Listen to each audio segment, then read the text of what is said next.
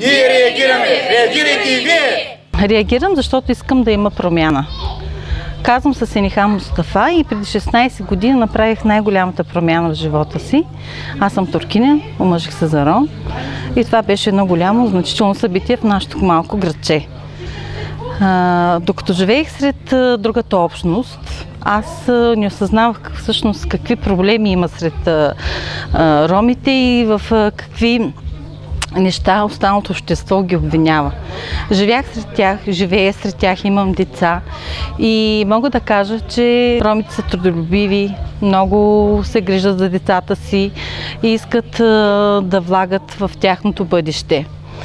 Промяната започна от мен, промяната е във вас, промяната е във всички нас. Казвам се Мерлин Веселинова Йосифова, от село Сеслав съм, от ромски произход съм. Студентка съм в Русенски университет Ангел Кънчев, 4-ти курс вече съм, специалност математика и информатика. Нещото, което ме мотивира да участвам в ромските събирания, които се провеждат, е първо, след всяко събиране аз се чувствам по-уверена от това, че съм ромка. Второ, обичам да работя в екип. И трето, всеки път се запознавам с хора, които са образовани и много интелигентни. Казвам се Кузман Съвев, студент, право, 3-ти курс във Варненски свободен университет. Аз искам да помогна за разрешаването на проблемите на ромите. Нека всички заедно да докажем, че ние не сме такива, за каквито ни мислят. А именно, че сред нас има можещи, преуспели студенти, родители, които дават добро възпитание на своите деца. Дойде времето да реагираме. Казвам се Керанка Калчева и съм от ромски произход. Майче съм на 2 деца. Значи аз реагирам, защото искам те да живеят в страна, в която няма стереотипи. Казвам се Вергил, от град Сеново съм. Аз реагирам, защото първо съм български гражданин и второ, аз не съм криминална личност.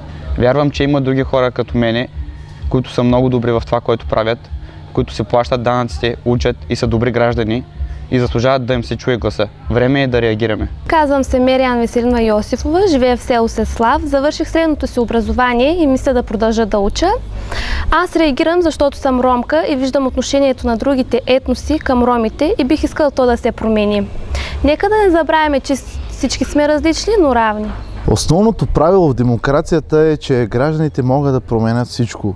Че властта проистича от гражданите, от хората, които избират другите хора, които да ги управляват и да изпълняват техните желания и да се грижат за техните нужди.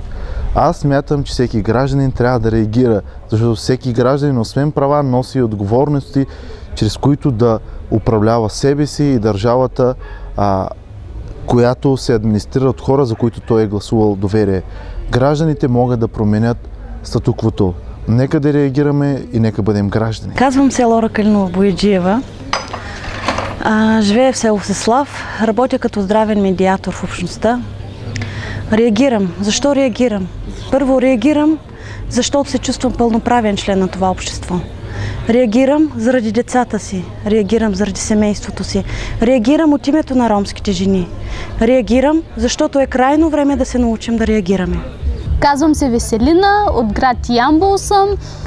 Реагирам, защото съм ромка. Все пак някой трябва да реагира, да сложим край на тази дискриминация.